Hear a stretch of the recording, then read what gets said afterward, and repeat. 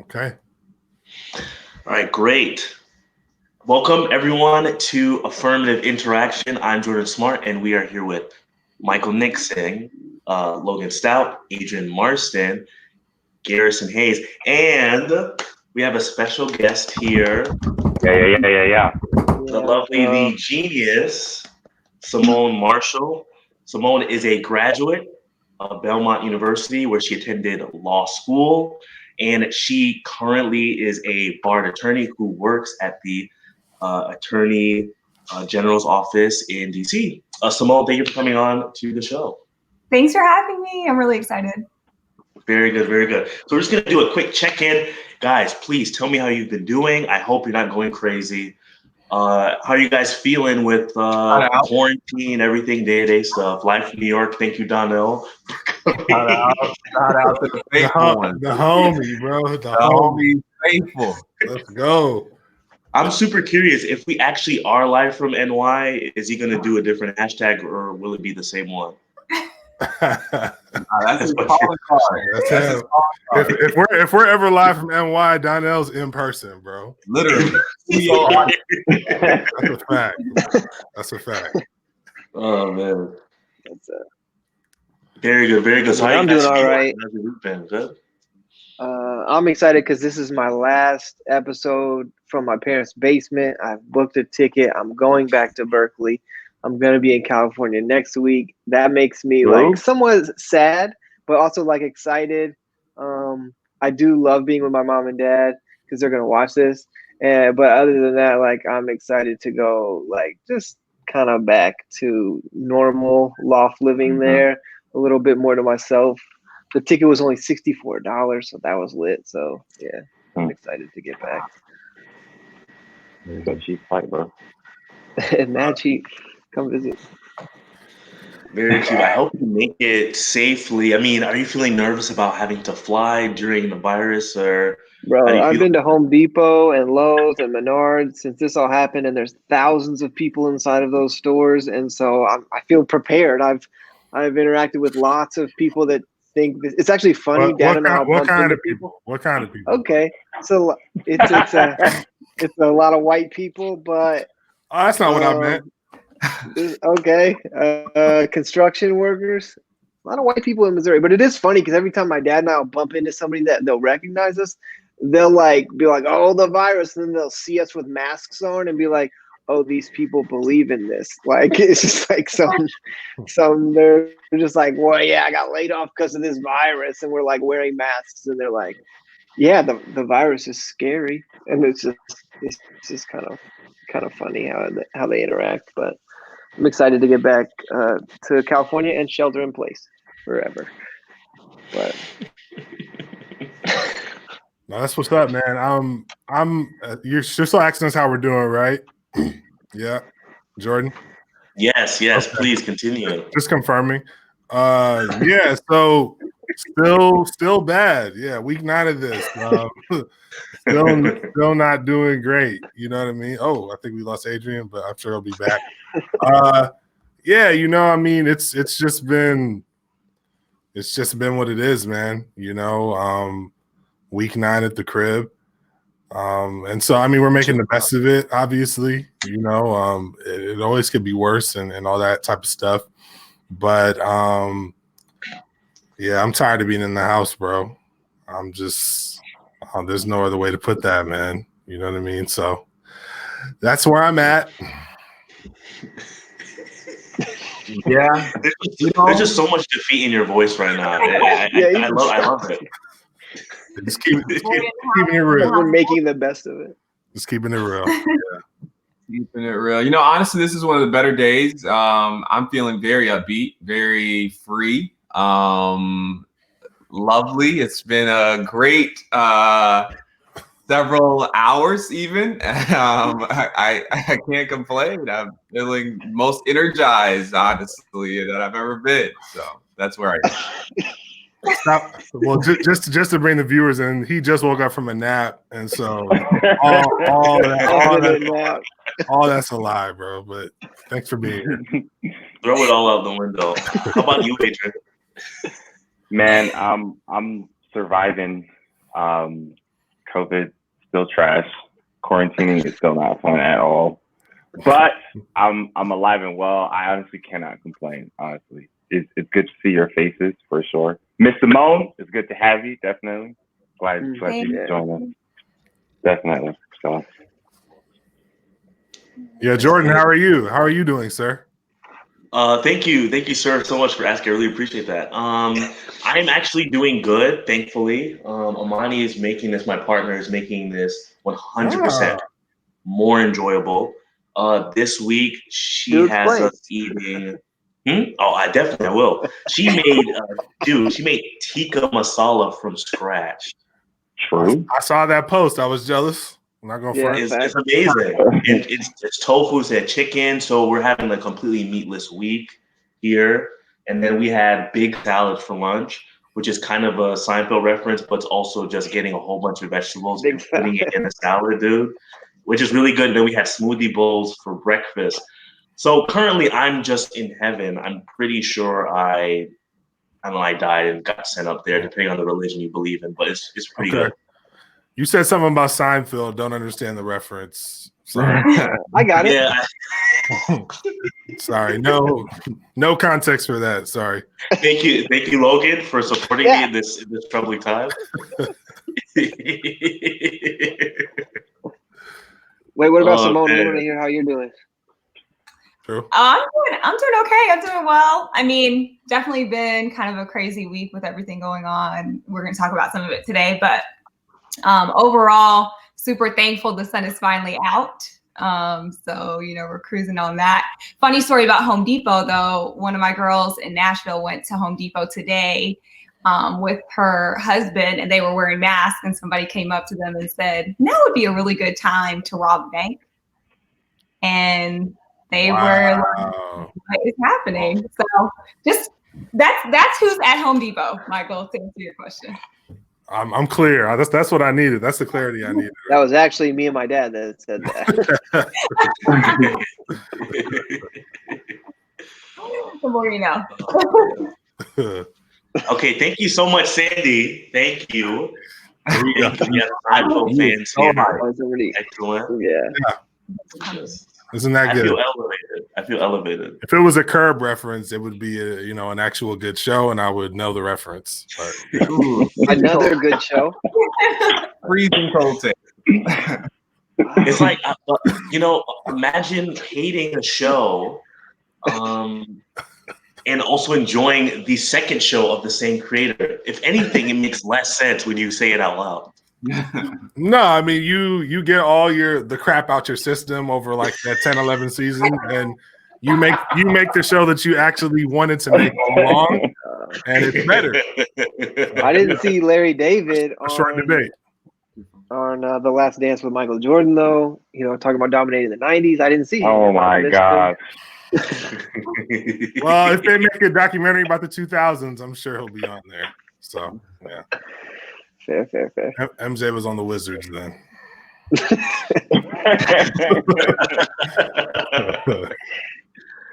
Oh man. Well, right. I'm glad everyone is doing okay and well. Unfortunately, we were informed on a deep tragedy that happened on February 23rd of this year in Brunswick. Ahmaud Arbery is a name that we all know very well in just a few short days. And of course, it's something that has been incredibly heartbreaking, and that heartbreak has reverberated across the entire Black community and the community and our allies, which I know all of us do appreciate the people that are supporting, Black Lives Matter movement and everyone that's trying to seek justice. And justice hopefully will be sought in what happened. And what happened was Ahmaud was running in Brunswick, a coastal city between Savannah, Georgia, and Jacksonville, Florida.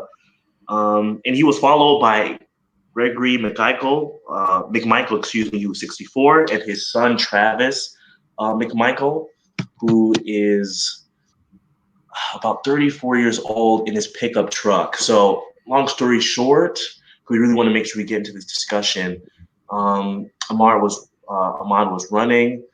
They thought that he was a burglar because there have been burglaries that they said were happening in the report burglaries that were happening in the community. They thought that he was the guy. They saw that he was running through the neighborhood. They accosted him. They started following him. And then when he came into conflict with Gregory McMichael, I believe, he got into a fight and a gun went off.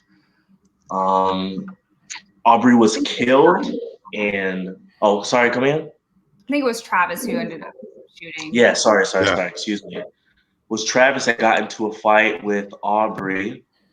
He was killed, and I'm sorry, I'm literally having a hard time just telling this because it's just really okay. So he was killed, and I think the most infuriating aspect just for me is that we just found out about this despite it happening in February, the 23rd of February of this year.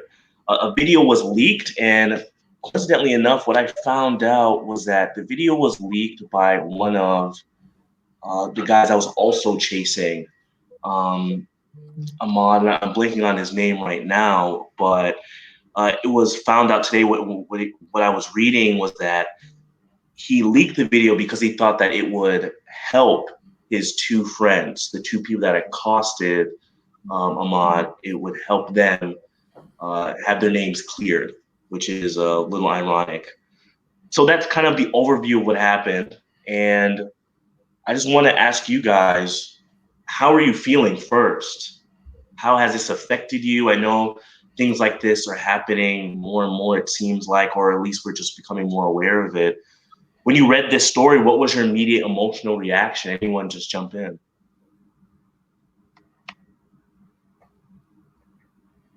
I mean, well, I do think it's probably important for us to recognize that, I mean, even the way we tell or retell the story matters. And Ahmaud and the McMichaels, I think, Jordan, you mentioned that they got into a fight. And honestly, even that retelling already has a certain bit of narration that exists outside of what we know.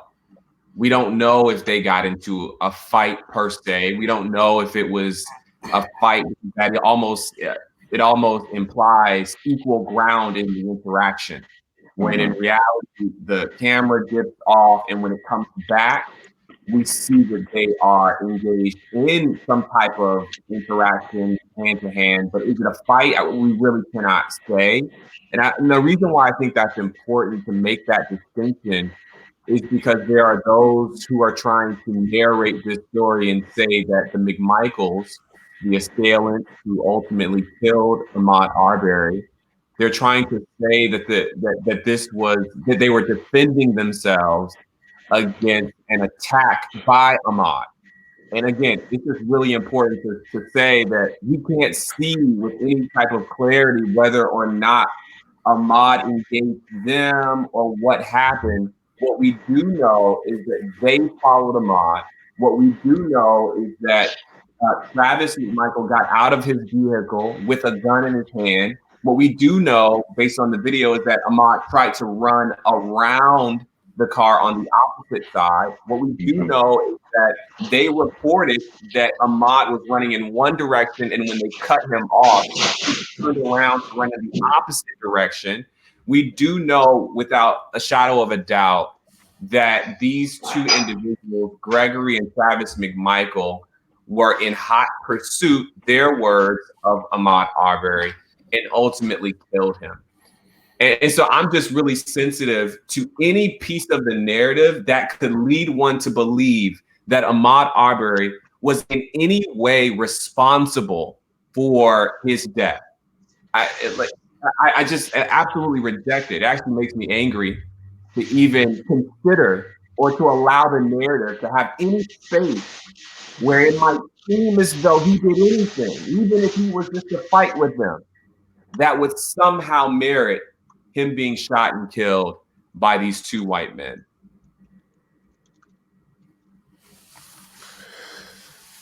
Yeah, well said, Garrison. I want to, echo and, restate everything you just said for sure. I'd say as far as, how I'm feeling or how I felt when I heard about the scenario, the thing I sort of knew because, we started hearing about the murder of Ahmaud, before the video came out. And I just knew for sure, because it always happens like this. Every time the video comes out and is released, it always contradicts what law enforcement or what the people that are supposedly in the know have said happened. Yeah. And that's what happened in this case. Ahmaud Arbery's mother, who, Mother's Day was this past Sunday, which is the same weekend as what would have been Ahmaud Arbery's birthday on Friday. I thought about the fact that law enforcement called her and told her that Ahmaud was killed by a homeowner while attempting a burglary. That's what they told her. Mm-hmm. Not that there were these two white men who assumed that they thought that they saw some sort of burglary happening or whatever they thought they saw. They didn't have the investigatory capacity to actually follow up on what it is they thought they saw, but they thought that they saw enough to arm themselves. And, there's so many different things that they could have done short of killing him. That's the thing that I kind of keep getting back to. If you really are this concerned citizen, you see an unarmed black man, running or walking down the street. If they were concerned that some sort of a burglary or something to that effect happened, they could have, they could have just called 911 like they did and actually sort of listened to the dispatchers as they were trying to probe into what they were saying. You even hear dispatchers saying, well, what's the crime that's been committed? Like, what crime did you see him commit? What's the issue? Is he on the property and he's not supposed to be? None of those questions could be answered by George and Travis at the time. And everybody's trying to retroactively say, oh, well, they saw him commit a burglary or they saw him trespassing. Well, why is it that when they were asked those questions in the heat of the moment, as they're observing whatever they say they observed, that they can't articulate that that's what they're observing? Mm-hmm. But these people on YouTube and Instagram and on InfoWars know exactly what they were thinking when they were in pursuit of this person. There's also the lie that there was a string of burglaries happening in the neighborhood when there hadn't been anything that had happened since the beginning of January. And this is the end of February. So it's not like there's some weekly burglary that's happening, that they could have connected Ahmaud to. And then there's also the deeper fact that law enforcement, actually, I do want to be clear about this. The responding officers did think that there was probable cause to arrest both of them. But the local DA who knew both of them called, and this is all happening like in the moment. So these two white men are important enough for the DA to get involved and say, don't even arrest them. He worked for that DA for what, 30 years? Yeah, he worked as a private investigator on all this different type of stuff. So, not even like, let's arrest him and, I'll show up and like figure it out later, because we know that probably would have happened anyway. But they didn't even take that step. She said, no, don't even arrest them. Whatever they said, take that as what the situation was, and just leave it at that. And then on top of all of that, you have this video that they all had seen. And, I'd love to hear from Simone specifically around that crazy letter that dude wrote after saying that the video somehow corroborates the belief that there was no probable cause to arrest these men, not even that they didn't commit a crime, but there was no probable cause to arrest them on the basis of the video, which is absurd. So beyond all of that, it's just the reality that this was all seen, and then the attorney of that third person, this is what's just kind of twisted about it to me. This is like maybe even a side issue. The attorney of this third person who was pursuing thought that by releasing this video, it would exonerate the McMichaels. Like, he actually leaked it himself, the attorney. Yeah. Saying that, oh, okay, well, everybody will see that this was no big deal. In his conception of what he saw, oh yeah, he clearly deserved to die. I'll just release this video and everybody else will see that and they'll surely agree with that. So it's just like there's just so many levels of embedded disregard for Black life in the scenario that when you really internalize it and you really like take it all for what it is, it's what Baldwin says, you know, we're back in our constant state of rage. And that's how I'm feeling. Yeah, it is insane to me that the way that Barnhill, who is the second DA on the case, so first they started out in Brunswick, but she recused herself, saying that I think Jackie Johnson, I believe is her name, saying that she was too closely tied with the former employment of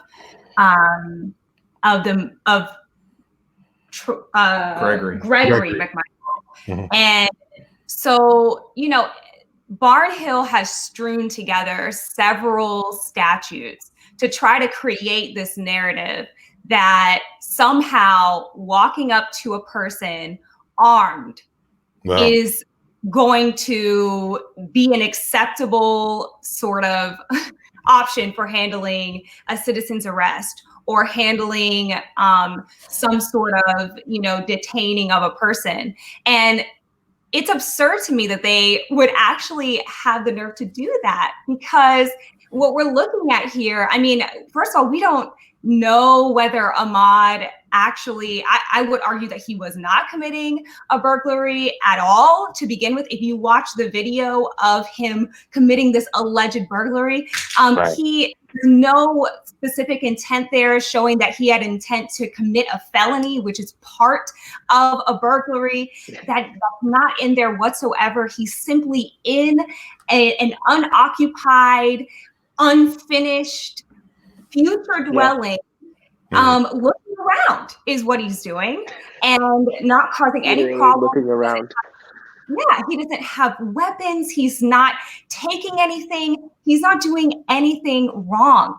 And the fact that after he leaves, if this is even him, we don't even know that this is Ahmaud in the home, right? But let's just say, is it him? Maybe. Okay. Let's just say worst case scenario, it's him. He leaves, he runs, and then men approach him with a weapon. And worst case scenario for Ahmaud, he fights back and giving them, you know, some sort of reason for them to shoot him. No, like somebody approaches you with a gun, you are going to fight for your life. You're going to want to have some sort of like, no, get away from me with that. And we don't even know if he was fighting in a way that was designed to be, you know, to start something. He was probably just trying to get away. He was probably just trying to get away from what looked like a very intense, escalated situation. And it's just, all facts considered, there's just no, I don't understand how anybody could say, hey, you have a right to carry a shotgun and you have a right to a citizen's arrest. Well, approaching somebody with a gun in the name of his citizen's arrest is somehow makes you the authority. And that's kind of where we also get into like, and I'm about to be done, but that's kind of also where we get into like this discussion on white supremacy. I think this is like the pinnacle of that. In that they really determined in their mind that they had an unlimited amount of power and jurisdiction over this man's body, that they could approach him with a weapon and say, you stop, stay in my custody over something that they're just totally, I mean, if he's innocent of this burglary, he has absolutely no context for whatsoever. Yeah. And so I think, you know, before we even like, I don't know, we get into like the arguments about, you know, what white supremacy exactly is. This is an example of a white person thinking that they are so supreme that they have the ability to have authority over this man's body just by saying it, just by showing up with a weapon. Yeah. Yeah. I mean, Yeah, no, go ahead. Go ahead, Adrian. I was just gonna say, this entire story, if I'm being very transparent with you all, when I immediately saw the hashtag and realized that there was a video, I had to promise myself that I wouldn't watch. And the emotions that I've kind of experienced in the last week or so, I don't know if it's an accurate description to label it as either fatigue or numb to this overall conversation, because it honestly just feels like another chapter in a never-ending book of trauma. And I think what's really bugged me, and I feel like Nixon, you kind of touched on it, and Simone elaborated with it a bit more, is on every level of what we see in this video, the possibility of this being something that's motivated through race is an idea that so many white Americans refused to accept. No matter the video footage, no matter how much evidence came out, no matter how many reporters showed different elements of things that should immediately cause some concern about how this case is being handled, at every step of the way, these two individuals were given the ability to hold on to their innocence at every single step. And at some point, it's very heartbreaking, because I can't watch that video, because I feel like this is like, we're going in circles, man. I don't really know. It feels as though with a video, it is still not enough to prove why a Black life should matter. And when we say it should matter, it's literally in this instance where we can say, like, he's out on a jog, yo. It really is as simple as that. And I feel like the story tries to get so overcomplicated. And like you said, Nixon, with the different people trying to add this spin of supposed nuance to the situation. But the reality is, nothing in this encounter should have resulted in him dying. And that, I think, is what's so frustrating in this conversation. Nothing that you can say can justify the fact that this person is dead. No matter how many scenarios you try to spin it on, no matter how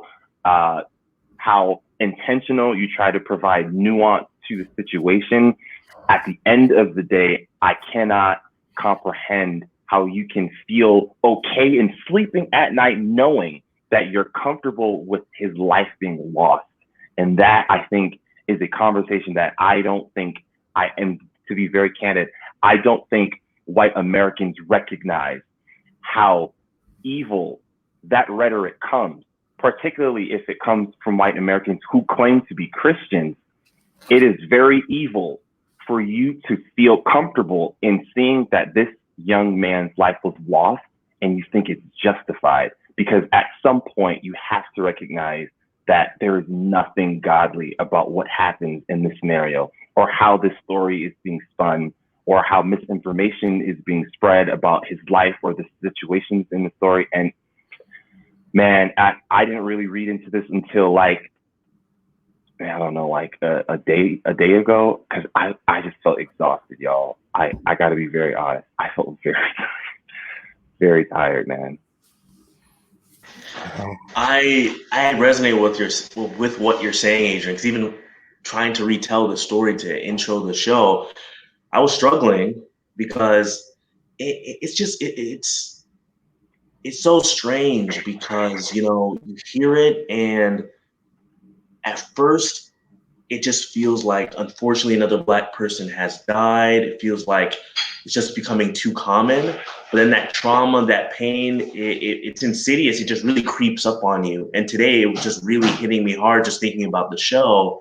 I'm like, yo, this is something that I'm going to really be stressed about and considerably when I have kids. Even just my brother tells me stories of when he would go to basketball and he would be, My God. accosted by white individuals that work there or that just go to the school and tell him that you can't play here despite it being a completely public and legal thing for him to do. Just play basketball at an open gym. And they were kicked out and they were threatening to call the police. And all of those things just are brought to my memory because I'm like, yo, my brother could have been in this situation. I could have been, my friends, my future kids could be in those situations. And it can be really hard to deal with. And sometimes it can be hard to really think about, how do we beat this? Because there are just these racial structures that promote this kind of behavior, just like what Simone was saying. Some white people just feel so emboldened to come out with a gun and think that they can be a source of authority, and you really can't. And just there, I was just researching just a little bit on some laws, and there's a Georgia citizens arrest law that is obviously in Georgia that allows people to be able to move in that capacity. And again, these structures and these different systems that have been built through white supremacy allow people to do this to Black and brown people. And it's disheartening to see because when I have conversations with people and they're saying, he should have done this and he should have done that, and then he would still be alive. And it's like, bro, it's the racist structures that our country is built on that allows this to happen. And I'm sorry, I guess I see how you feel now when you just get fed up. Because we've had conversations like this before.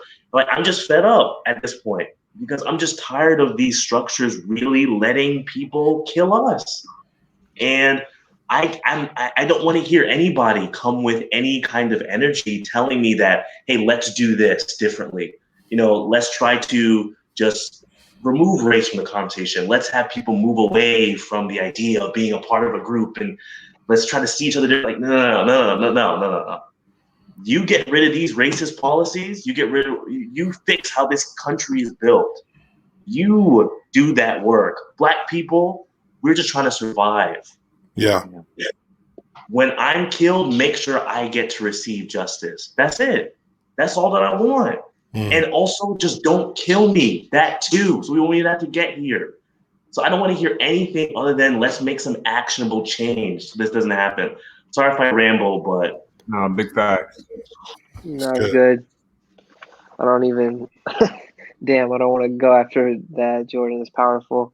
That's a lot to think about. I've got a few points I'd like for y'all to possibly piggyback off of, but I'm tired of having to feel for friends and I guess I call all y'all family, but feeling unsafe. I hate hearing this, knowing that my community is probably the community, or definitely the community that feeds this, not only in feeding it as white supremacy, but as the justification that everyone constantly looks for in these conversations. And I think this one shows us so clearly that this is not two bad apples or three bad apples. This was a couple of bad white supremacist men that sought to murder a man that they thought was guilty of nothing more than having a dark colored skin. followed by another person, and you can see it when you watch that video. There is no verbal reaction from a man watching another man get murdered. There was no like Isn't that gasp. crazy? There was no Yeah. like swearing. There was Yeah. nothing. He was Yeah. like, it was almost like he was saying, "We got one off the streets." Like it was quiet. It was silent. And the DA, now we've gone from 3 men taking it in their own hands to make a decision to take a person's life to a DA deciding that it was okay, that this was justified, that murdering something. So we've gone from individual sense of racism to a systemic form of racism, where we have a voted official that has said, we like that these people killed a person, a black man, and our streets are better for it. Therefore, we will see not only no justice, but not even an arrest. We watched a video of 2 men literally killing someone, and we decided that they were legally okay to do that. Not only that, but police officers hid this video. Detectives hid this video. Families, friends knew about this thing. An entire community came together and said, we don't want this to make national media. We want to see this as something that can go under the wraps as this small thing. It actually took Sean King. Sean King had to be the person to finally read his emails enough to get this on a national stage so that we could see this as a case worthy of highlighting. And, you know, he actually, in some of his podcast work, he felt bad about that. But like, this isn't a couple of bad apples. We can't justify these individuals. This was a system that is national, not only state level. This is a national system where we cover crime up because we see it justified because of the color of someone's skin. That's point 1 for me. Number 2, construction sites. I just want to point on this. When I was 9 years old, my dad built our house that I'm currently in. We went literally every single Saturday. My entire family would go to building sites and we would walk through homes. Very commonly, I've probably walked through 1,000 homes in my life that's just like the one Ahmaud was in. And it's what's funny about it is literal builders want you to do this because you're seen as a buyer. You're seen as someone that could potentially buy this home. A lot of homes in the 90s especially were built as what they would call a spec house, which is a house that they build with hopes of selling it as opposed to a custom build, which would be for someone. You build a spec house, you think, oh, you know, are you interested? You don't go there typically during work hours when people are there because you're getting in their way. You don't want to bother them. You just want to go check out the floor plan, see how they've built things. That's what my dad wanted to do. He wanted to see how other homes were to get the flow of what our house was. Like, it's very normal. I literally anytime I see a build, I want to walk through there. Like, my dad's a builder. I've always wanted to do this. And I've literally never in my entire life been questioned about, hey, what are you doing here? And I've been in them alone. I've been in them with friends. I've been in 2 men, you know, and they could say staking it out. But in reality, they saw a video of a man that they probably thought couldn't afford the home, didn't have any chance to buy the home, couldn't work on their site. And so all they saw was criminal. And they thought, well, I can now hunt them down and kill them because they're doing something I don't agree with. The reality of the situation, I think, to break down the video just a little bit more, is that the trespassing doesn't require shotguns. A confrontation doesn't require firearms.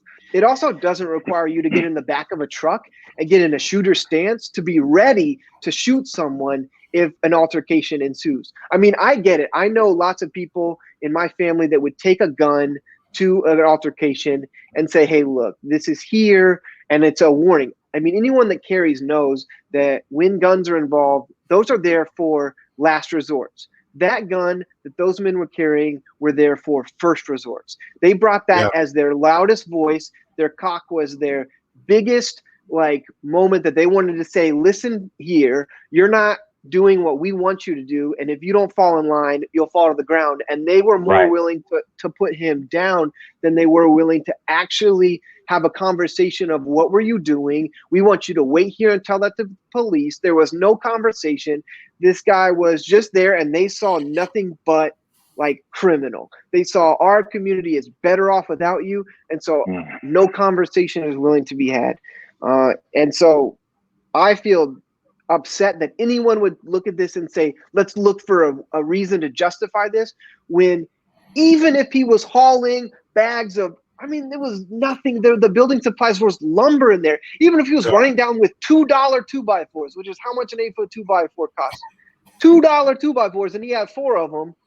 Like, we're gonna take a person's life? He didn't even have anything. He hadn't stolen anything. Like, that narrative is dead, and we can't keep trying to justify murder by saying, oh, they shouldn't have been or they shouldn't have done. Reality is the reason he probably went after the guy, Travis, is because he knows that his town is full of white supremacist racists, and he probably knew that these men were at a Klan rally not that long ago, and he knew that they were dangerous, and he was probably fearful for his life, rightfully so, because they came there to ensure that he didn't make it out of that altercation anyways.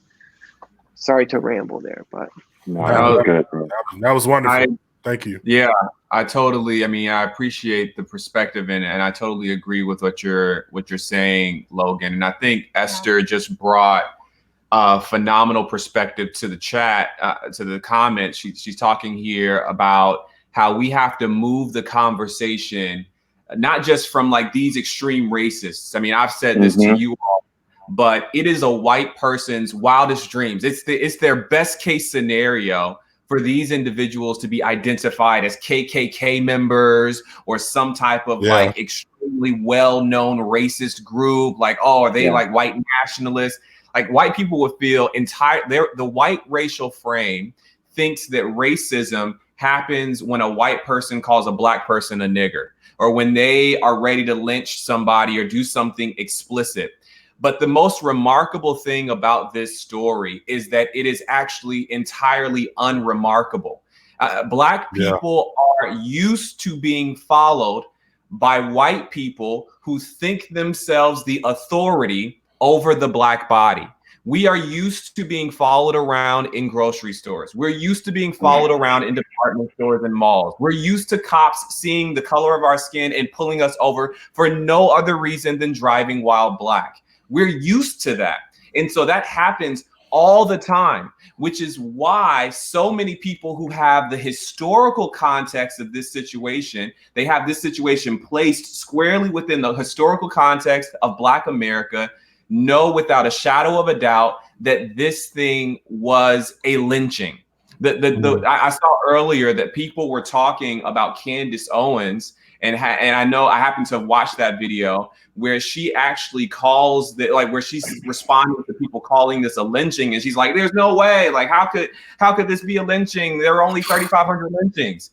But what it actually really reveals is her ignorance when it comes to the term lynching. Period. Now, I happen to be married to somebody who's actually done a great deal of research on lynching, and I would love to hear from you, Simone.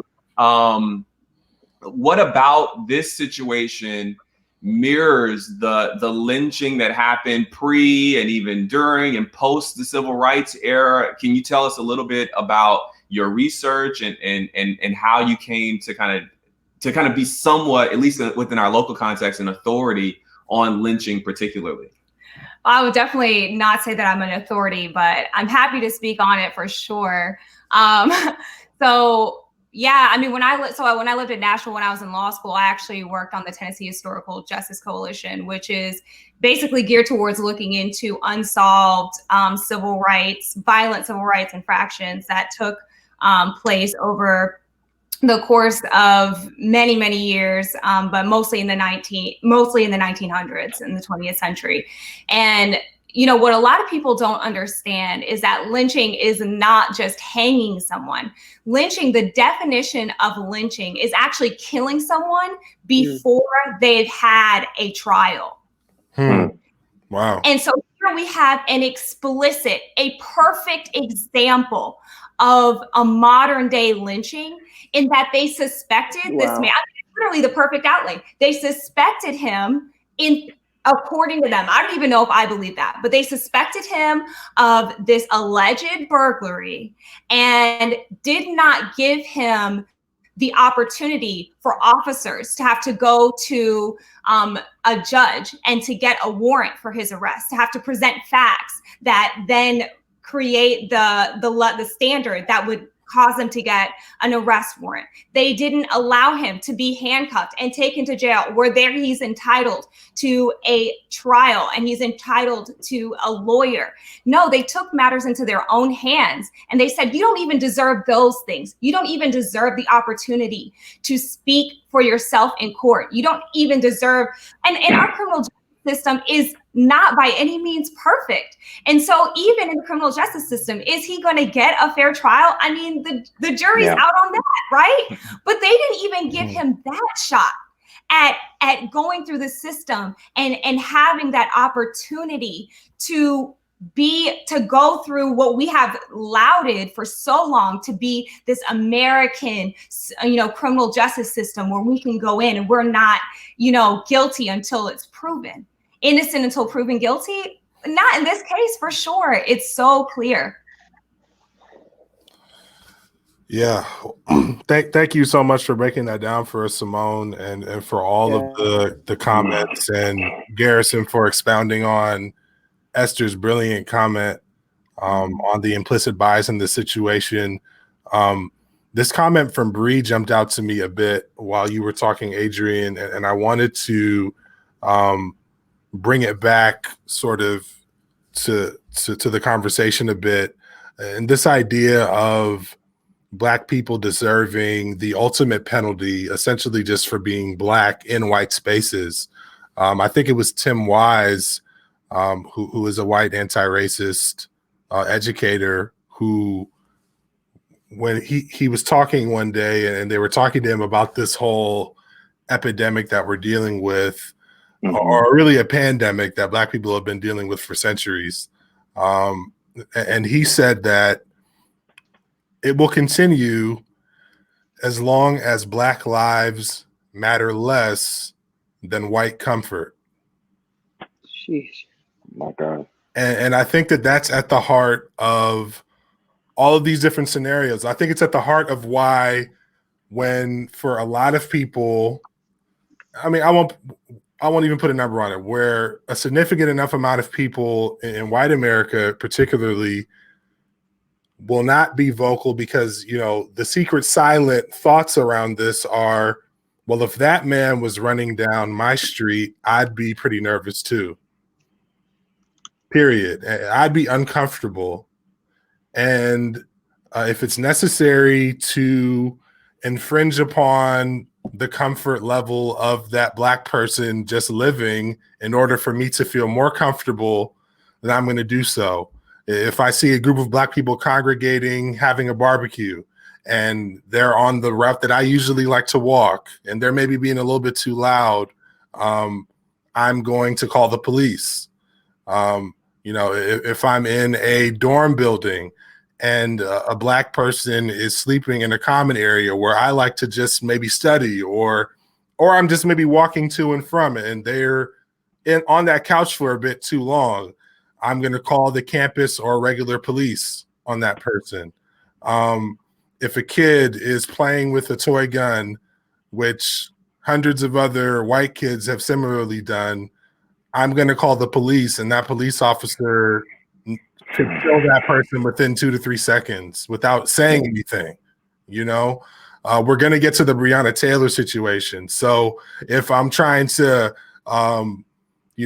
do this quote unquote big drug bust, and I don't even have the time to take 3 minutes to call the local precinct and confirm that the person that we're looking for to do this drug bust on has already been apprehended, and the firearms and the drugs that they're looking for has already been confiscated, I'm going to barge through this door of a Black life, of 2 Black lives actually, and not even announce myself as law enforcement, and begin open firing into an apartment room in an apartment building and shoot 21 different times, and then just ask questions later, because that helps me to feel more comfortable as a white person who's amassed some sort of a position of power, or is just on a street owning a home and doesn't want those people on their street, And so I think the question that I'm going to continue to ask, and it's one that I'm going to continue to ask mostly to white America, You know, I'm wearing this Black Lives Matter sticker. You guys all know this. I'm in my or button, excuse me. I'm in my office. On my office door, there's a Black Lives Matter sign. Within 1 week of me putting that Black Lives Matter sign on my door, I was called a racist. Yeah. And told that this is some hate group organization that's made up, and they are exist to set up sting operations to kill officers. You know, I mean, this is the type of stuff that people believe when we just show up and say, hey, we would like to not be killed being our regular selves, bro. We'd like to not be killed.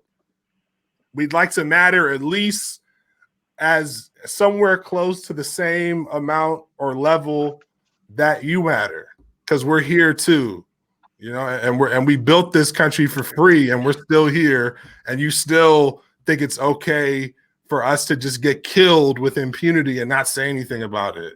Like, just putting those 3 words together triggers you so much. It makes you so uncomfortable that you're not going to speak out, and you're always going to give the benefit of the doubt to the person who's taken the Black life, because it doesn't matter as much as your comfort. And you know, I'll just be very honest. I don't know that that's going to change very soon. And if it doesn't, you know, we can make some changes around the edges of this. I mean, I think the fact that, you know, this has come into the light and an arrest has been made. I mean, I have to take some solace in that 2 men who killed an innocent Black man and weren't even arrested have been arrested. You know, it took a hell of a lot for that to happen, but at least that happened, you know, and it's better than it not having happened. So it's sad that we have to take solace in the very basic things that happen or in the criminal justice system. But until it shifts, until white people are willing to deal with a little bit of discomfort and really examine why some of this is uncomfortable for them, then it's not really going to change, bro. And we'll be back here maybe next week or the week after that. Yeah, Nixon, I think you are touching on, I guess, like 2 points. First, like you said, you post something as simple as a hashtag on your door, and the cognitive dissonance that some of these people are experiencing, to rather accept that this may be a reality, but rather they go to the far extreme of believing these absurd notions of what's actually going on. And it really touches and is rooted in this inability to accept that the life that you are living as a white person in America, could it be possible that there are other people that are not living the same way? Could it in any way be possible that this law and system that you believe is righteous and fair and just, could it be possible, knowing the history of our country, just facts, the history of our country, could it at all be possible that these absurd notions that you're insinuating as to the real motive behind this movement, could it be so absurd to believe that it's actually not that complicated and it's not that ridiculous as what you're suggesting?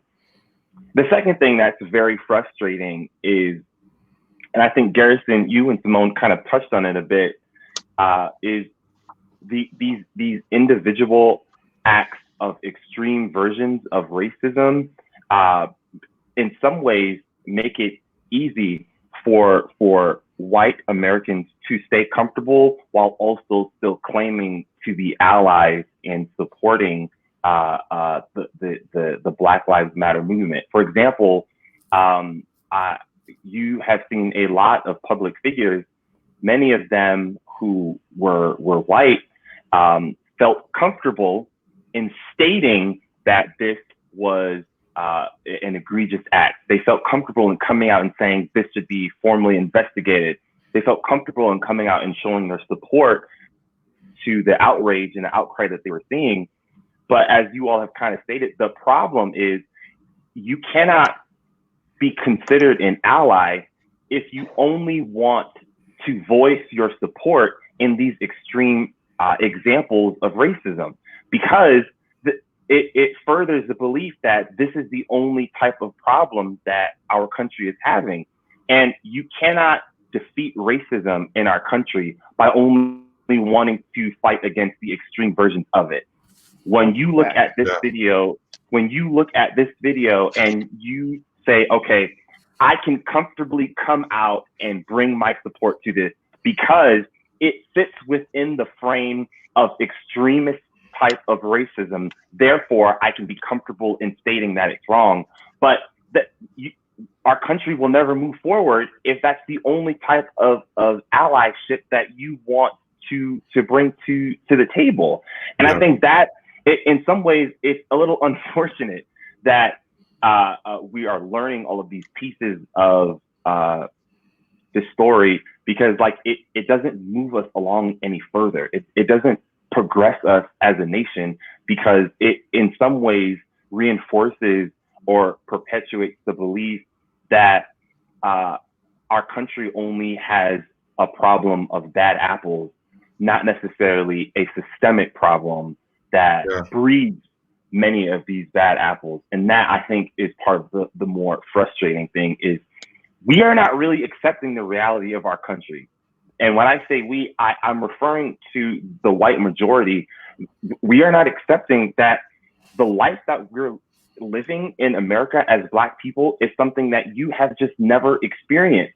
And that, I think, is part of the more frustrating thing. Is I truly do not believe white Americans have fully recognized that even that you may call yourself an ally, I don't quite think you've fully wrestled with the possibility that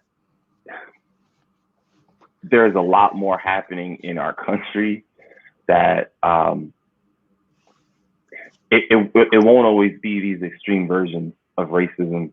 And your true test of being an ally means that you won't be reactive in this, and that you'll be proactive in even the more complicated versions of what we're trying to explain. There's a quote I really like that's it says, "When you're so deeply invested in your white privilege, equality feels like oppression." And I think that's kind of speaks well to a lot of people within white, especially like white middle class, lower middle class America. And I know that this goes like levels to higher groups.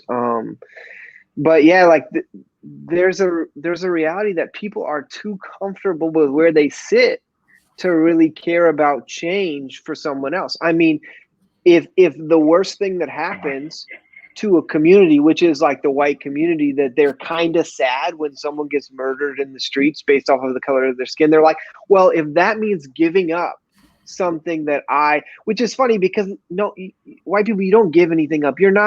Equality is not going to take your job. It's not going to take your home. It's not going to change anything about your life. It's going to make your life better, because you're going to actually see creative credit. You're going to actually see like ownership to the people that actually create and bring new things to our society, and empower them to bring more. Because if we really want to talk about how culture thrives, it's from the Black community. And we are going to see like the ability to be better educated. But yeah, if you're only speaking out on some of these murders that are taking place in like Martin Luther King Day, like if that's where your anti-racism is sitting, you're not anti-racism. You are complacently racist. You are fine with racism. Racism is not important enough for you to change who you vote for, to change speaking out when you see it, to be a bystander interventions when you see these things in public. You're not teaching it. You're not in churches ensuring that the white systems of our church continue the way they are and speaking out against those things. Like, to be actually in a conversation to say, I want to eliminate this, means that you want to, you're doing something to eliminate it more than saying it's bad. Like that's saying something is bad doesn't eliminate it. Actually fixing the problem. You can stare at a hole in your wall for a year, and until you like go buy the drywall and the mud and the patch and the paint and actually fix it, like nothing's going to change other than you say like that hole is there and it kind of sucks. But like until white people are ready to say like I've got a microphone and I'm going to pass it to someone so that they can then speak in turn for me and I'm going to speak to other people below me, like it's never, and it's frustrating. I even had this like this week where I told y'all about that personal trainer that I did like last week. I messaged him and was like, yo, could you encourage everybody to jog 2.23 for Ahmaud? And he had already texted me back a couple times about like me being tired during his workouts. Ghost, nothing, didn't even respond, didn't make note of it. I was like, bro, I'm not working out with you no more. Like, I'm out of your Zoom. Because like it's just this continual, people are like, it's not that deep to me. I might lose a little cred there, but frustrating for sure. So I do like Caleb's question that Mike pinned to the screen here. Appreciate that, Mike. Caleb asks, any suggestions for speaking up in support without speaking over people who actually have firsthand experience? What do you guys think about that? I think, you know, it kind of ties in with what Logan was bringing forth. And I just really want to say, I think that his context for going to construction sites on a regular basis was really helpful for me. And it's an angle that I would have never really thought about this from, because I have never, well, maybe I have, but I've never like intentionally walked on a construction site either just to check it out or with the, you know, with the intent of maybe wanting to buy or whatever the case may be. And I think that's actually a good example of what a lot of white folks can do in these situations. Is you have a context into these situations and scenarios that I just don't have, that can help us further break down what's happening, you know, in these different scenarios. You know, calling out the racism that you see both amongst your family members and friends and in your communities. Because another thing that Logan brought out is that there was a whole community of people who saw this, who knew about it happening, that were probably on threads where this video was getting passed around or that it was at least talked about, and nobody said anything, you know? And I think that Ahmaud Arbery's, you know, family would have loved for even one of those folks to have spoken up in that scenario, which would have been very supportive, you know?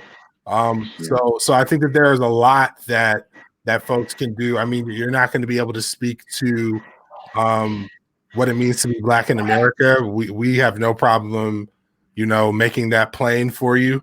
And there's a plethora of books out there that can do that. Yeah, read a book.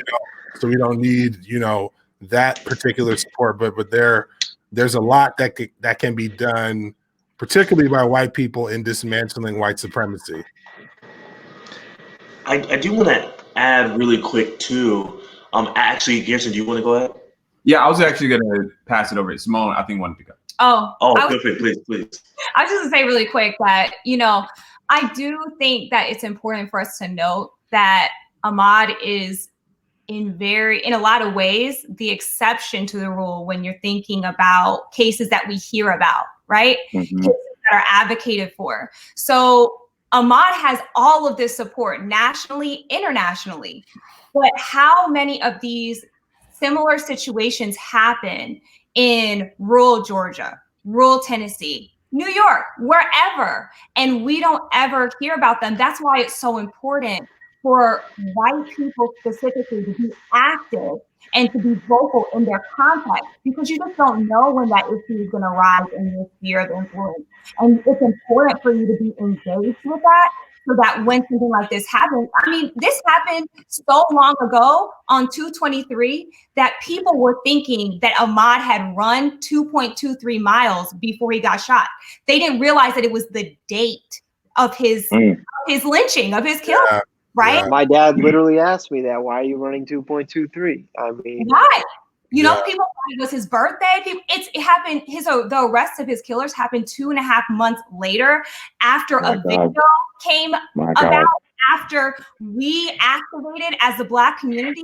And it was so important for those individuals, those white people who were in that community, to activate on his behalf, even when it's not popular, even when it's not, you're not going to get a fan base. Oh, you look so cool because you're advocating. Even when nobody seems to be listening, it's important for us to activate and to stay activated in our spaces so that the voice of, so that these victims have voices at all times. Yeah, that's good. I'm going to jump off of that as well and just say that, like, amplifying the voice of Black people, particularly, and people of color broadly, is so important for white allies to do. I mean, you know, Logan, Nix, it's been mentioned that there is a bevy. There's so much information out there that has been written from the Black perspective. And it's like, you know, as much as, I mean, I have love for Tim Weiss and other, you know, allies, because truly they amplify the research and the contributions of Black people when it comes to racism. And I think one thing that I've really been frustrated with is that at times it feels as though white America, in the broad sense, maybe this isn't your story, but it feels as though white America broadly just thinks that Black people are lying about their experiences. 100%. We just like are making this up, and we just want attention, and it's frustrating and it's stupid. And if you, as a white person, want to be helpful, believe it. I mean, do your own investigations. I mean, by all means, but amplify the voices of those who are saying this is what we're experiencing and this is how it goes. You know, the next thing I'll say, Esther, you know, I'm seeing Esther's comments and I know that Nick's pinned a couple of those, and I think they're really, really good. She talked a little bit about, you know, donating directly to your local Black Lives Matter chapter, which I think is a great idea. Another thing, kind of thinking locally, it's really important for you to think about your local elections. Local elections, local representatives, they matter a lot. I mean, this guy, George Barnhill, is in the position because those people locally either voted for someone who appointed him, right? Or they voted for him directly. And you know, this case, the new district attorney on the case is a lady by the name of Joyette Holmes. Joyette Holmes is the district attorney of the Cobb County Judicial Circuit Court, and she is the first Black woman to serve in that position. Wow. And now she will be prosecuting this case that is of significant consequence, right? Like, this is a consequential thing, and it happened. Like, she's on it because someone decided, I'm going to put my vote behind this Black woman. And there is probably a Black person, a Latino person, Latinx person running for something in your community who will be able to handle the issues of race, particularly immigration, and like they'll be able to handle things in ways with so much empathy and so much more understanding and justice orientation without all of the, you know, presuppositions of white supremacy. There's probably someone running for office who has that. And if you really want to be an ally, you will seek those people out. You'll support their campaigns. You'll vote for them. And of course, you'll get your friends and family. You'll do what you can to get your friends and family to do the same. I just think those are a couple of ways that you could be really impactful, not just on the internet. There are ways to be impactful on the internet, amplify voices, but outside of that context, in the real world where it matters the most, you can be very, very, you know, you can make an impact. I do want to jump in real quick and just comment on Caleb's question, which I do appreciate all of your responses. So please, thank you very much. I'm really enjoying this discussion too. It's very, I guess, soothing if there's a lack of a better way of putting it. But I do appreciate us talking about this. So I was reading an article, and it's done by Emily Bazelon from the New York Times. And I just want to read this quick quote. And I just find it super interesting. Because personally, I feel like white people need to reckon with their whiteness for us to really move forward in a very tangible way in some aspects. So she writes, the Trump era, however, has compelled and unprecedented acknowledgement of whiteness as a real and alarming force. And scrolling down a bit, she says, since handling Trump, 58% of the white vote, we have been the subject of newspaper and magazine analysis about our race-based resentment, fear of declining status, and supposed economic anxiety. In the article, she also talks about how whiteness for years, especially in this country, has been the basis of what it means to just be an American. It's the default. Yeah. You see nude on a product, you see skin, you see what's what I'm looking for, like flesh-like in terms of skin to describe something, it's automatically white. You see a protagonist in your favorite movie, it's a white person. That's the default.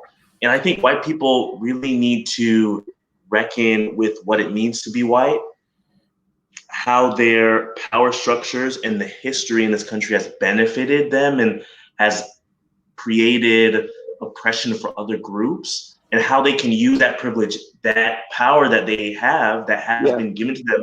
And again, it's for white people that are living now, you may not have, look, I understand you didn't do anything to create the situation that we are in, but we need you to help us tear it down so it can be equal for everyone. I think that's what's super important. So white people, if you're listening, please go out of your way to tear down those structures, go out of your way to have conversations in what Esther was saying, talking about your biases, talking about how you see Black and brown people, and raising your kids to see them as the default. We're all default. We're all the default race here. You know, there's no, like, if I load up 2K, I don't play basketball. I don't like basketball. If I load up 2K, the default race is not going to be white. It shouldn't be black. It's whatever you want it to be. Oh, well, Larry Bird. That's what it is. So I do want to transition a little bit to, thankfully I do know who Larry Bird is. I think my brother told me about him. You do, yeah. No, I just want to, before you transition real quick, though, I want to say to that, we constantly drive this narrative that we want to read books and stuff from the Black perspective. Like, white people, don't be scared of your perspective. Just dig into what that really is, which is a perspective of immense privilege. Like, realizing that your perspective is valuable. Speak from your perspective, but use your perspective to actually change, to allow other people to be able to experience life from that same perspective. Because me trying to speak to your perspective, anyone else on this chat, like, that doesn't work.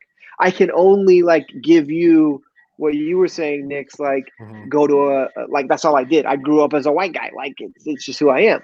I mean, there's no changing these things, but like embracing that and saying like, no, I'm not, there's nothing wrong with who I am, but there's something wrong if I use who I am to harm someone else, like that. And that means complacency, or like sitting still and not doing anything is harming. It's been spoken about for hundreds of years, but embrace like your perspective, but use it to benefit people. Sorry to kill your transition, Jordan. Go right ahead.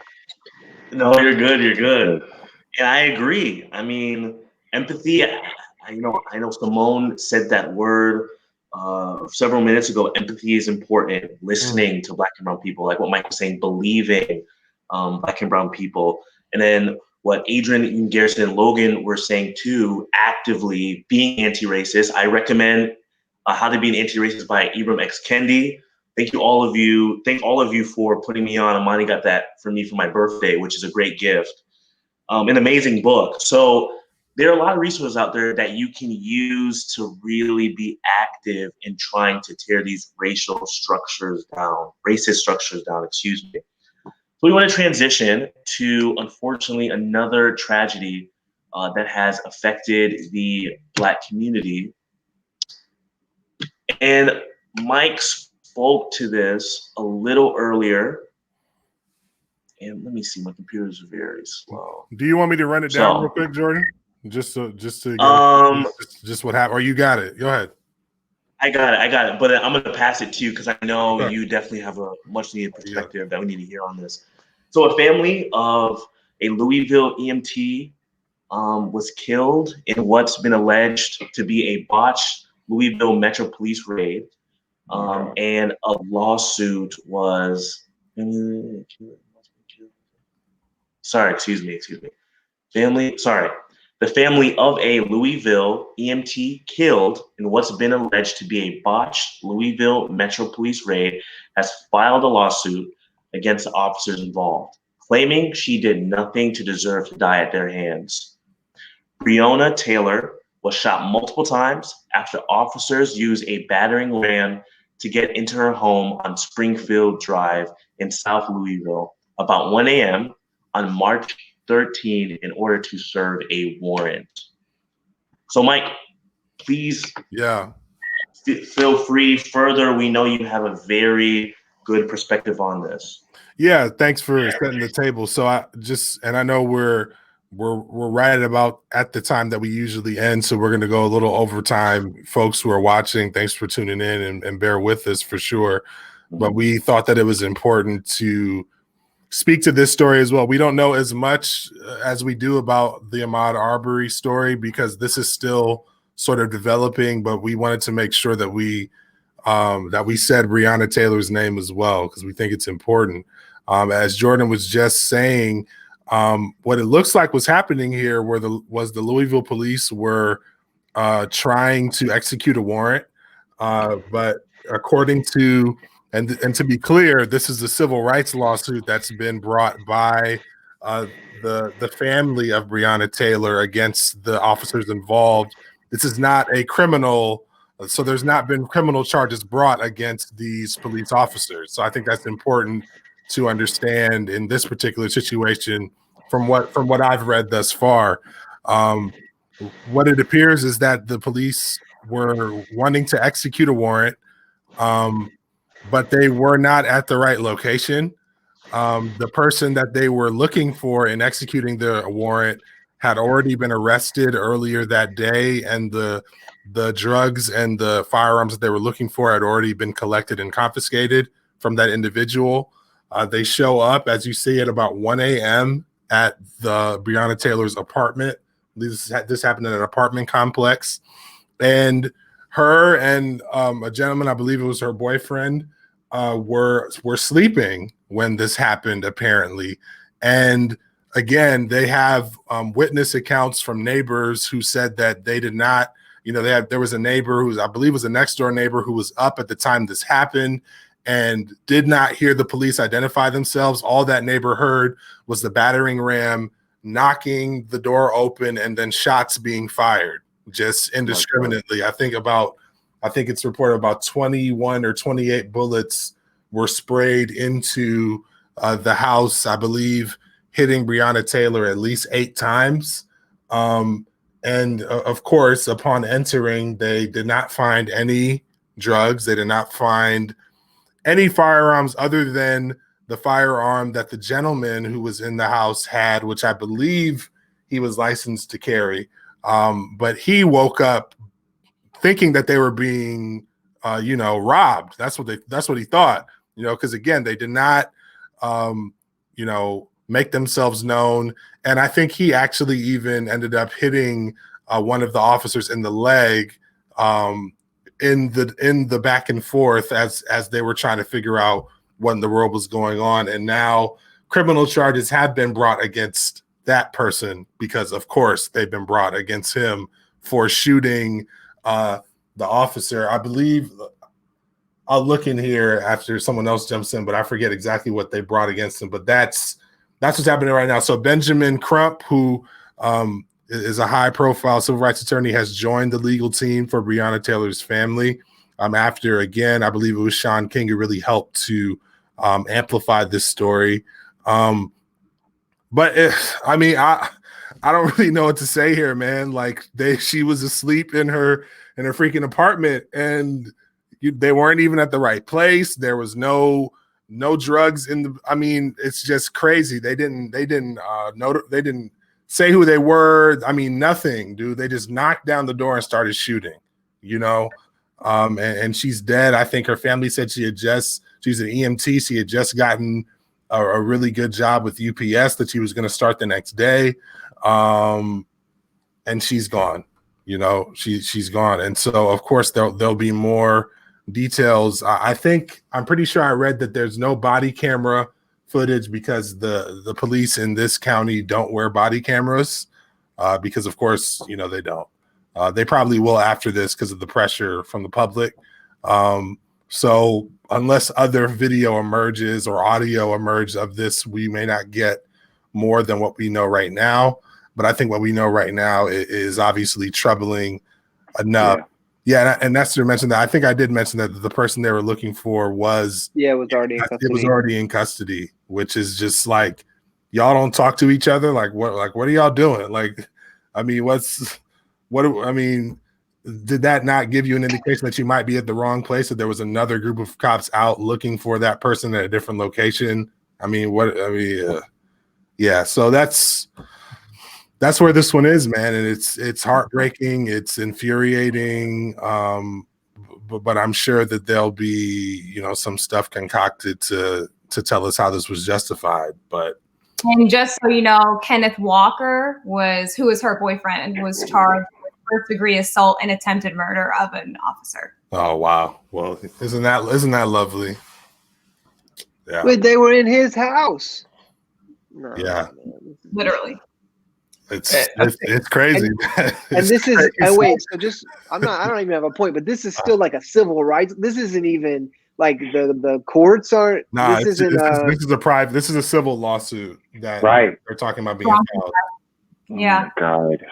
Yeah. You know, you would think that the people who would be most loudly rallying against this stuff, same thing with the Ahmaud Arbery case, are those who are so adamant about their constitutional rights not being violated. You know, like those groups, like where's the 2A group where's the NRA for this situation? Where like, you come to my house, I should have the right to shoot you. You know what I mean? Like, where are those who are out protesting being forced to wear masks because they believe that that's a violation of their constitutional rights? Why aren't those people also on the front line saying that no one can come up to me, arbitrarily accuse me of some random crime and hold me at gunpoint? That's a violation of my rights. And that's what you did to Ahmaud. So I'm going to protest. Where are those individuals right now? It seems as though their philosophy isn't necessarily a strict literal reading of the Constitution, but rather a reading of the Constitution that excludes Black and brown bodies. Yeah, they're not out because they don't see the people of color in this country as valuable enough to have those same rights. They actually side with the people holding the guns because they're like, well, those people are infringing on our rights already, so we're not going to support them because we believe in race killings as it is. I mean, not to blanket, but I mean, the silence says enough. Yeah, I think it also reminds me of it's just a conversation, particularly when it comes to people of color and the police force, that I feel like it does not get talked about enough on a larger scale, because we often hear it from the perspective of the officer when the retelling of the situation is given to us. For example, we often hear a reoccurring theme of, perhaps the officer was fearful of their life and therefore their actions were justified. But I think in a very complicated way, I don't feel as though the conversation is really being told as to how terrified many people of color are of police officers. When I look at my upbringing, and I can recount multiple moments of police officers being invited to our AYS programs Saturday evening. And the theme of the conversation was, as a kid, this is me at 7, 8 years old, 9 years old, listening to a police officer saying, this is what you do when you're interacting with a police officer so that you don't get killed. When I am listening to my father telling me, this is what you say when you get pulled over. You say, yes, sir, no, sir, right away, sir, and you keep your hands on the steering wheel so that you can walk away from the situation alive. And that, I think, is something that really never gets talked about. Is I don't think America realizes how terrifying officers are to just ordinary people of color. And so when I hear this story, and I'm like, I would be terrified out of my mind, seeing them barge into my space in such a violent manner. And it's in some ways hard for me to process that something like this could go down. And like, I don't know, man, it really frustrates me, because I think about scenarios that I've had with officers where when I see the flashing lights come behind my car, I start sweating, my heart starts pounding, and it is a terrifying experience to go through.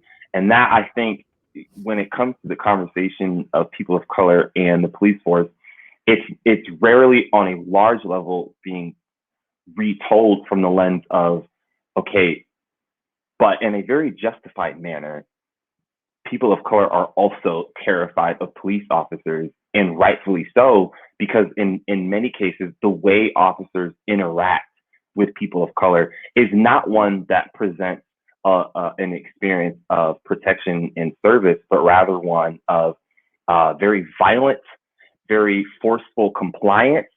And it is one where it does not feel as though this individual that has that badge has my best interest at heart. And that I feel as though that conversation never gets talked about enough.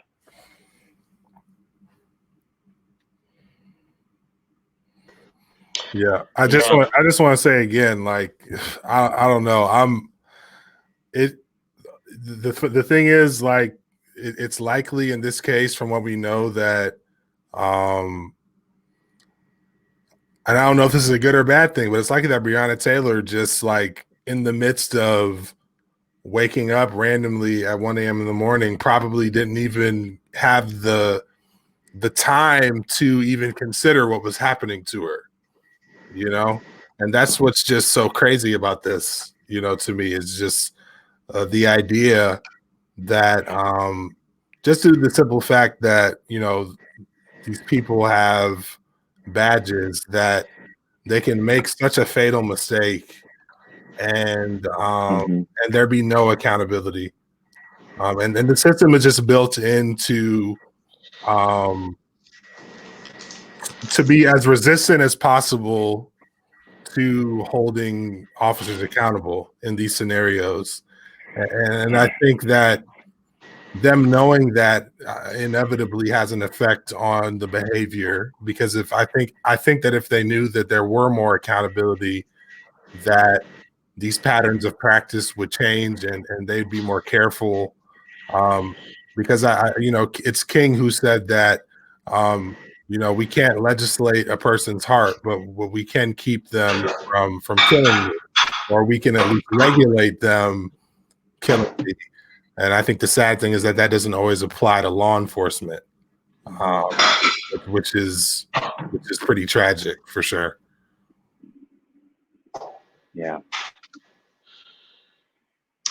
Yeah, I agree. It is definitely something that is hard to process, hard to handle, that we can't even feel just safe in our own country. But it's incredible how it's just become the norm now. But I do hope we can all continue to seek justice as much as possible in any capacity that we can. And we also hope our allies can support us in our endeavor to tear down the system and to seek justice in the same manner too. So thank you all for this discussion. I know it was one that was difficult, but it was also one that was very much needed. We do want to segue into PMI to close out. PMI, of course, stands for Piqued My Interest, and that is when we present a film, television, book, piece of music that has inspired us that we would love to recommend to friends or really anyone that's listening. First, we're going to start with Simone, our special adorned guest here. Simone, could you please let us know what piqued your interest this week?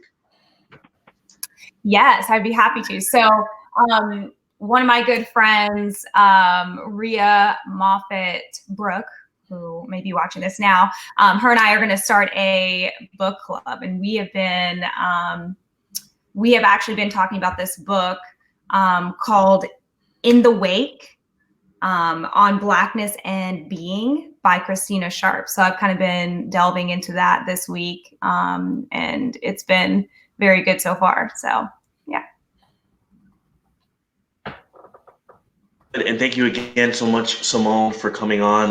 We should just have you and Danny and Esther on every single time. That would be for me. Hey, we're down. AJ, excellent. AJ, could you go next for us, please? Yes. So last, I guess, 24 hours or so, well, let me preface this. So you all know I love film. I love the writing of television series. And he's definitely my favorite showrunner / writer-director is Damon Lindelof. He's one of the writers, directors for Watchmen, Leftovers, Lost, just to name a few. And one of the things that he was doing in an interview was he talks about his process on how he writes. And more specifically, he was referring to what convicted him to do a miniseries on Watchmen. For those of you that don't know, that was a show that aired, I believe, earlier this year. And it takes place several years after the 1980s comic series Watchmen. And he talks about that for many perspectives when it comes to writing a story, whether it's for film or television. The main question that gets asked is write what you know and what it is that you want to write about. But for this particular concept, he asked the question not on what do I know, but rather why do I care? And the reason why he asked that question was, if for those of you that have watched the show, he starts it off by conversing and really exploring the Tulsa massacre. And through the show, it really shows how that incident in many ways was reframed, was in some ways historically changed. The narrative had changed in a way. And he really talks about how we have seen that in many cases in the conversation of race. For example, you either did not know about the Tulsa massacre or it was taught to you as a Tulsa race riot, which is very different. And it presents a very softer tone to how egregious and evil that massacre actually was. And he really tried to use that as the framework for why he created that miniseries in Watchmen, to really show how our framing of race historically and how we have accepted this historical inaccuracy of race in many ways has framed a belief system of race currently that is inaccurate. And that, I think, is profound. HBO is the location of Watchmen. All of the episodes are currently there right now. I would encourage everyone to watch it. I loved it. I love his writing. Definitely a big fan of what he does. So that's definitely been what's been on my interest for sure. Thank you for sharing. I also think Watchmen is great too. It's a great TV show. I think most of us have watched it here. It's very well done. Logan, can you please go first next? Never seen Watchmen, just out there. I didn't watch the movie into a season 2. Okay, so it's not just me, right? Yeah, you're gonna You got to figure that out, my guy. Hey, Yeah, Russia coming for us, bro. Wait, hey, Trey. I am not, hey, no Wait, devil in the house. Trey. First, No devil in the house. first they tried to copyright us. Now Russia coming for us, bro. Honestly, Garrison, the face you made was very reassuring because I saw my computer was tweaking. So I was like, "What is going on?" All right, we go try to bring him back. We'll see what happens. And while we wait, let's have Nick go first, and hopefully you can erase that demonic event out of our memory. Okay, let me see here. So Oh my goodness! All right, yeah. I say I rebuke you. Yo, you gotta log off to log back on, bro. Log off and log back on. Yeah. Wow. Yeah. Okay. I'm gonna go ahead on that note. I just dropped a book in the chat. It's a book called Building Bridges Across the Racial Divide. It's by Larry and Sandy Feldman, who I believe they're watching this. I'm gonna post a comment from them before I talk about the book. They talked about what we can do here in Berrien County. We have an opportunity to elect a wonderful young Black man, Chokwe Pitchford, as one of our state representatives this November. He can win if enough of us support him. We're not a 501c3, so we could tell you who to vote for. So vote. We're gonna vote for Chokwe for sure out here. Thank you for shouting that out, Larry and Sandy. It's good to keep up on that. But yeah, Building Bridges Across the Racial Divide. Great book by them, white anti-racist authors, wonderful couple, has been doing beautiful, powerful work here in Berrien County, in the Benton Harbor area specifically.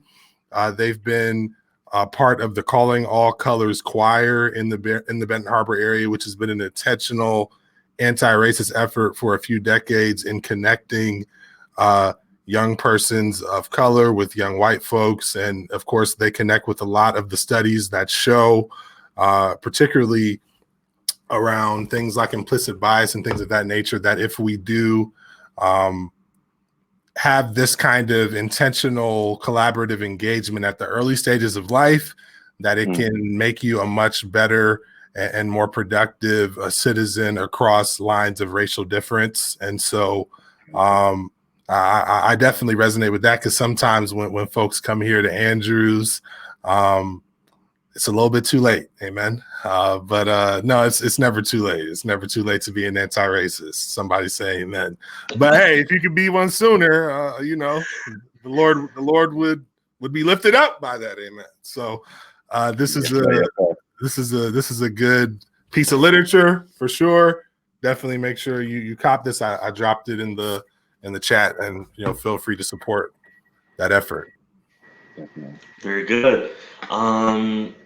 Garrison, can you go first, please? Sure.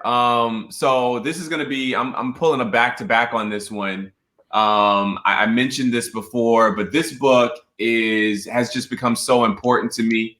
And I just want to, again, just kind of reiterate, I actually had the opportunity to bring Dr. Rita Walker in to do a seminar for my church. And of course, we made this a public event so anyone could join. And she talked a lot. The thing that I think caught most people's interest, which has piqued my interest as well, is this idea of psychological fortitude. It's something that we might call mental fortitude or mental toughness, right? And she talks about it from the perspective of the fact that as Black people, particularly people of color broadly, women, there are so many stressors that you end up encountering throughout your life, and maybe even throughout your day-to-day life, and having an accurate assessment of your psychological fortitude is so important for you just to be able to assess where you are. So she uses a 0 to 10 scale. If you are at a 0, your PF level, right? If your PF level, your psychological fortitude level is at a 0, maybe you're contemplating suicide. Maybe you're thinking about killing yourself or coming up with a plan to kill yourself. If you're at, say, a 5, you're not having a good day at all. You're ready to break down. Say you're at a 10, it's your birthday and everything's going well and you're having a great time in your life. So she uses this scale and she invites people to assess where they are. Are you a 7 today? Well, what happened? Because yesterday you were a 9. Or are you a 5? Because yesterday you were actually a 7. So like, tell me what's going on. And I think it's a great self-assessment. It's a great tool to use. The reality is that Black people are killing themselves. They are experiencing suicidality at a rate that is growing. It's astronomical and it's unprecedented. And it's often because we're becoming more disconnected from the things that have provided, stability and helped us with our psychological fortitude over the years. And just being able to assess yourself, whether you are Black, white, or anywhere in between, by all means, please get the book. It's super informative. And I'll say this last thing. The reason why I think this stood out so much to me was because during this seminar, which again, that we opened up to the public, there were people who bombed it with racist remarks. I mean, we're talking about a seminar about Black mental health and how we can better address the mental health issues in our community, within ourselves, and know ourselves better. And people were in the comments using all kinds of racist remarks. They were just troll. I mean, just going, and I'd have to remove the person, and then someone else would come back, and they go into the Q&A section and just put the N-word, and F this and that, and it was really alarming. And it's one of those things that in the moment I felt so much stress to try to get to, I was the host of the conversation, so I'm trying to remove the person. And it's crazy in the moment, the adrenaline to try to get them out and make sure I'm protecting my members and those who've come here as a respite from the psychological terrorism that is being a person of color in this world, right? Like, they're trying to get away from that. And even in this supposedly safe space, there's someone who's decided to be, to assault. I think it just made me aware of how important books like this. These are really important pieces of literature, and being able to kind of assess where you are is so important, because the world is unrelenting. And even if you aren't a Black person, you're stressed. You're probably stressed. You're probably experiencing all kinds of economic anxiety and what's the future going to hold, and this virus is out here. So not even just limited to that, broadly, assess where you are, know that you're loved, know that we care about you. We want you in this world. Tomorrow's going to be better.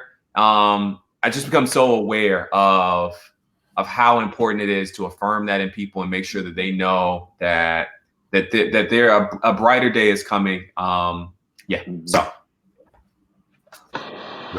Thank you, Garrison. FYI, my microwave is just kind of roaring right now. So between that and the Logan thing, I'm very afraid that we're just going to end super soon. Before we end, I'm going to give my PMI. My partner and I have definitely been enjoying A Little Fires Everywhere, which is a Hulu series on Hulu, of course, and it's by Reese Witherspoon and Kerry Washington. It's amazing. It is a great meditation on microaggressions, race relations, and how even white complacency fuels the racism within a community. And it's amazing. And that's just the tip of the iceberg. Beneath all of that is a very effective and very beautiful study and drama on motherhood and what it means to be a mother, and how mothering affects a woman's journey through life. So I highly recommend it. It's on Hulu. And Logan, real quick, could you give us your PMI? We prayed for you, so you should be okay. My God, rebuke it.